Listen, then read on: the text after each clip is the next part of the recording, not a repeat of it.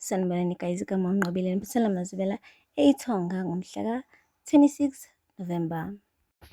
Ubanele-ke uke wathola ithuba lokuthi athi ukukhuluma kancane nonina mayelana nale ndaba le yokuthi siphinde emuva manje le kwelamathonga. Ushilo-ke uMakhumalo ukuthi kodwa waze wangiphoxa mfana wami, yabona manje ungiqambela amanga. Kubona bonke abantu la endlini, wakhetha ukuqambela mina amanga.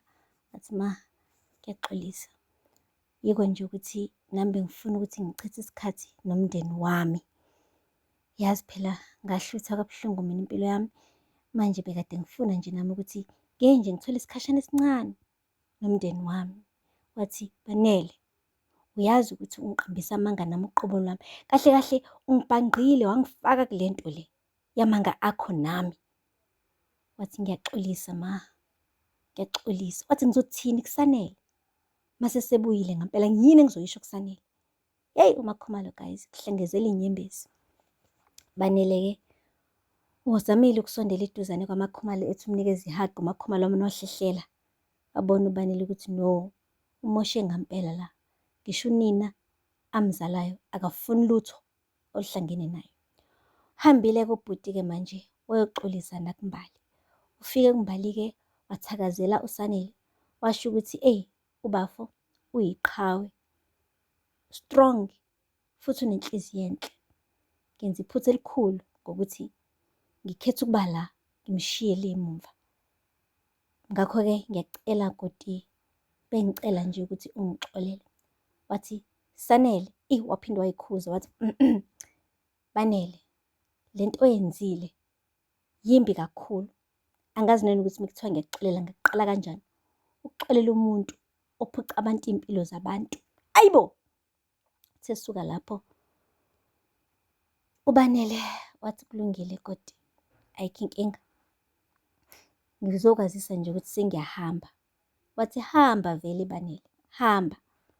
Wena ungiphuce isikhathi sami nesithandwa sami. Ayikho into ongayixolisa. Angiboni ukuthi nginayo inhliziyo yokukuxolela. Eyi wabona ngampela futhi ukuthi akukho la avunywa khona uBanele. Yingapha nangapha bayamchitha. Hhayi wamane wabona ukuthi okungcono akamane ahambe aye le koMagwaza, aye empephweni ayoshisa impepho ukuze phela anxenxe amathonga ngoba phela vele yila aseyohlala khona manje. Akusizi ukuthi aloku ancenga oMbali, ancenga oMakhumalo ngoba vele useyahamba kubona. Akamane ancenge la akusamele angqongqoze avulelwe khona, ahlale khona uNosiphela.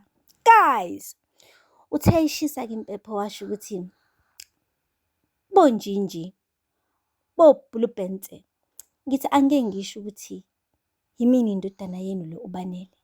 Nginonile, nginiphoxile, ngimoshile.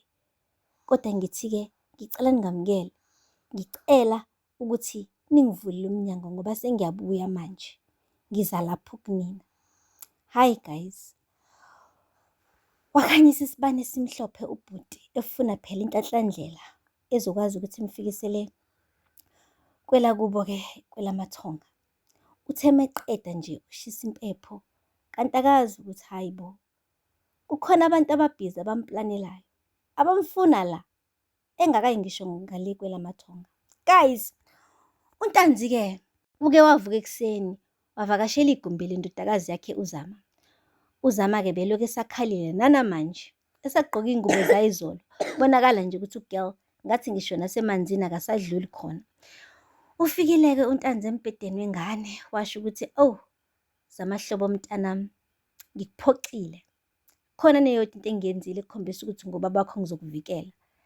Yonke lento iqale ngesikhathi ngivumela ukuthi uGadla afune ukukushada ngenkani ungafuni. Hhayi-ke, kodwa ukufika kwalo mfana la ekhaya kungenze ngabona ukuthi cha, impela mina ngiyahluleka ukukuvikela.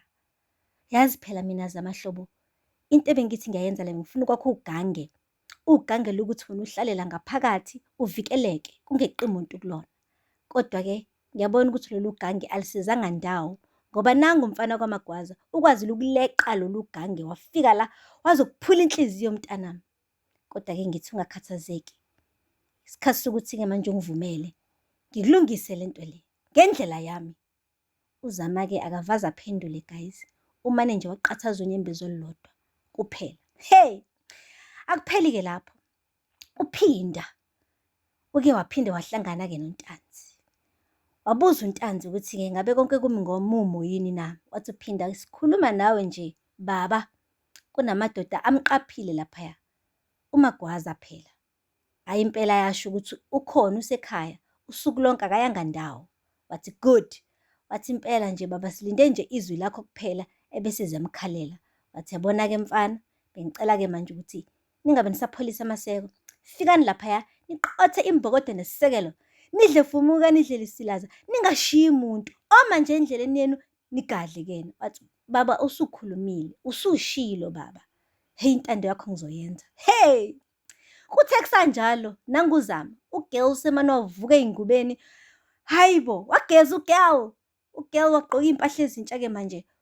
Weza laphaya kuNtanzi noMduduzi noPhinda. Wathi baba sengiyazi, baba sengiyazi. Ngiyayazi into eniyiplani ukuyenza, ngithi ngicela niyeke. Wamane wathi uMduduzi, Zama ngicela banje ubuyele endlini bandla wena. Le ndaba yabantu abakhulile, abantu abamadoda ayikufaki. Wathi ngithe ningalinge nimthinte uBanele. Hawu ngeke, ngiyala. Wamane wathi uMduduzi, Zama ngithe hamba endlini uyodla, hamba olala. Wathi ngithe ngiyekeni. Baba ngicela ukukhuluma nawe. Baba bengicela ungalingi uthinta ubaba wengane yami. Ngiyamthanda ubaba wengane yami. Ngiyacela bandla msunguli, ngicela ungumthinti ubaba wengane yami. Wathi Zama ngizama ukusiza wena. Wathi ngiyacela baba, ufuna ngiguqe? Ngizoguqa baba. Hayibo waguqa uZama guys. Wathi uNtanzi ngicela ungaguqi. Hayibo wasonga izandla uZama wathandaza. Hey! Wathandaza uZama, wathandaza kubaba wakhe. Wathi ucela nje angamthinti uBanele. uNtanzi umane wamsukumisa wathi yazi mntanami, kodwa ngathi uyadideka. Yabo lesi sisu sakho, lokukhulelwa kwakho kuyakudida mntanami, kwenza ukuthi ubhede. Akuyena nje uBanele loya, uSanele. Manje ngiyabona uloku uhlezi uthi uBanele, uSanele nje loya. Wathi uZama, baba ngicela ungalingi umthinte ubaba wengane yami. Hey! Guys. Hayi, ngabe iqiniso lizophuma yini vele manje? Ngathi noZama useyidelile manje ukuthi akumane kusale sekwaziwa ukuthi uBanele loya. Manje-ke uBanele ulungiselela ukugoduka eye kwelamathonga, kodwa kunempi ezayo ezohlangabeza yena. Angazi noma izomfica yena noma izofica umfowabo uSanele yini, kodwa-ke engathi ingafica yena ngoba uyena umsunguli wendaba. Ingafica umuntu ongazi lutho bakithi. Athi nje uyajabula ukuthi usebuyile. Hayibo, ebese ihlangabezana nenhlamvu, ebese phindela futhi la avela khona. Ayi, it would be so unfair guys. Yazi kuyobe ngampela likho iqiniso mekunjalo. uBanele njengokuyiqala lempi akayiphethe manje ephindela kwelamathonga. Guys, aphela lapho-ke amazwibela namhlanje. Ningakhohlwa ukusubscribe bani like and comment. Until next time. Bye. Sanibonani guys, igama uNgqobile Mphisela Mazibela eIthonga ngomhla ka-26 November. uBanele-ke uke wathola ithuba lokuthi athi ukukhuluma kancane nonina mayelana nale ndaba.